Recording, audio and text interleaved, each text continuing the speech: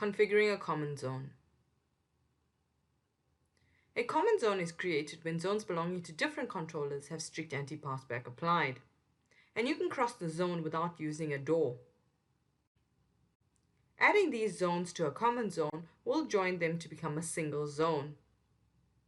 In this illustration, we have two zones, Zone A on APC 1 and Zone B on APC 2. Each of these zones operate as separate zones with strict anti-passback applied. We want to now create a common zone to include Zone A and Zone B, so they operate as one zone with strict anti-passback applied to it. Step 1. Create a new common zone. This can be done under Setup, System, Common Zone. Click on the plus button to add your common zone and give your common zone a name. Click on the Save button. Step 2. Open each zone you want to add to the common zone and select the common zone you created in Step 1. This can be done under Setup, System, Zones. Click on the Edit button, scroll down to Advanced, and click on the selector arrow under Common Zone. Select your common zone created and click on the Save button. Click on the back arrow and edit your Zone B. Scroll down to the Advanced section and click on the selector arrow under Common Zone and select your common zone and click on the Save button. Configuring an interleading zone. An interleading zone is used when a single door is dividing two zones. Essentially, the interleading exit reader for Zone A also functions as the interleading entry reader for Zone B, and the other way around. In this illustration, we have Zone A and we have Zone B with an interleading door in between.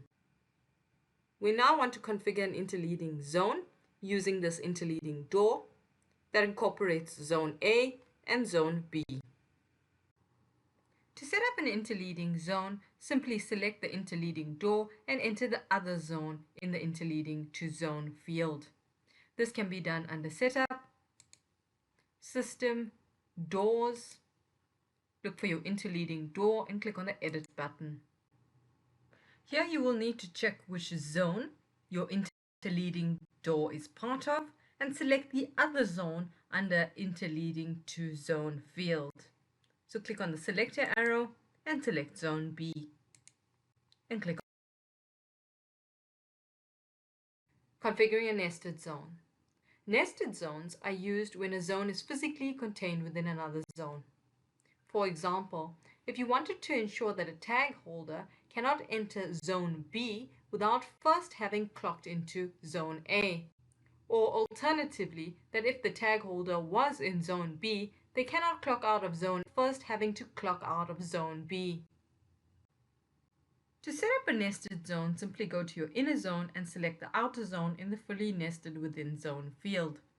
This can be done under Setup, System, Zones, and the outer zone in this example is Zone B. So we're going to edit Zone B. We're going to navigate to the Advanced section, and under the fully nested within zone field, we are going to select Zone A. So click on the selector arrow and select Zone A and click on the Save button.